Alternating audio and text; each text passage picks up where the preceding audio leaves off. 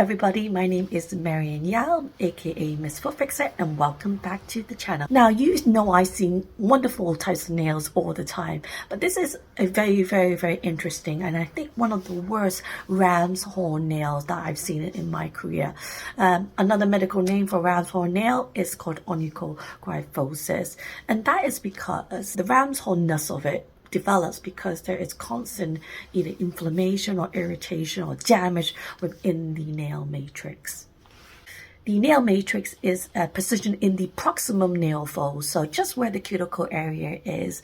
And sometimes, for example, if you get stepped on or you get constant irritation from a tight shoe, it can irritate the nail matrix and cause the nail to deform as it grows out. And every time you have a sudden irritation, the nail root gets confused and grows with some deformity. And what you can see is, you can see 1, 2, 3, 4, 5, 6, 7, 8 ridges. And so each time there's a ridge, which means a sudden kind of trauma. Maybe they're wearing shoes that have a seam in the nail matrix area, and that's irritating the nail root. Or maybe that every, let's say, 4 to 6 weeks, they go on a hiking trip to Kilimanjaro and they damage their nails. But you can see how symmetrical these ridges are, indicating trauma.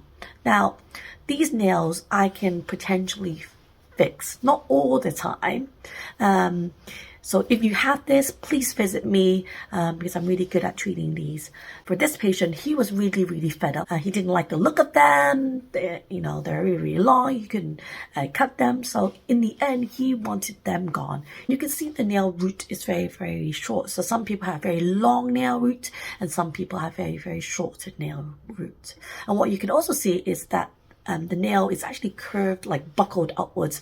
Again, it's very common for nails that are left. Here I'm using a pair of forceps to just pull out the nail. Once the nail is lifted, it's relatively easy to remove. But the main thing is what is going on in the nail bed. So as I'm removing the nail, you can see that it's not that easy to remove. I'm moving it left and right. And you can also see actually the nail plate from the root is a lot wider. What I see is as the nail grows out, it gets narrower. And when you feel the root of the nail, there's like a bulge there. And it's likely because of the deformity of the nail plate from the nail root. So you would imagine once you remove the nail that there's going to be a massive long nail bed because the nail plate is so long, right? But this is not the case. In this case, is that the nail bed has really shrunk, and that could be one of the reasons why the nail plate isn't really attaching, right? Because there's a shortening of the nail bed. And you can really see it's like a beetle shell or a cockroach. That is what it reminds me, a cockroach shell.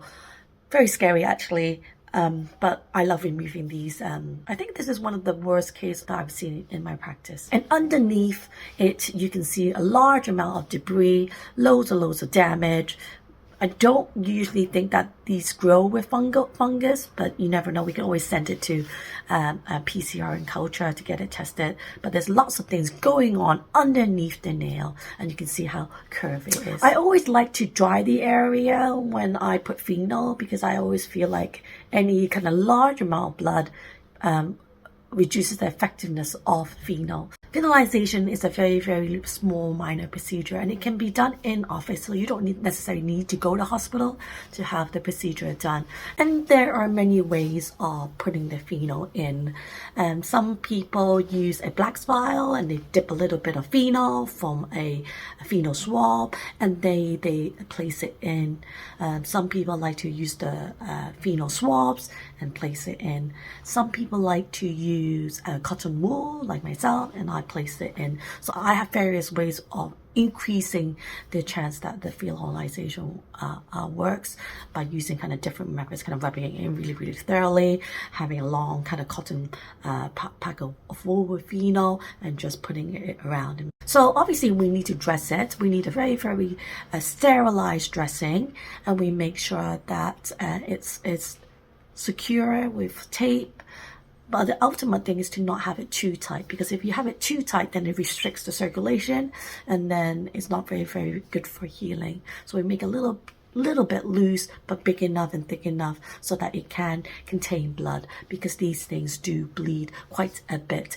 When it does bleed, don't be alarmed. Bleeding is normal and bleeding eventually will stop, but we recommend elevation, compression, 5 to 10 minutes, and then put another plaster over it just so that it kind of protects the toe. So for fixers, tell me what you think about that nail.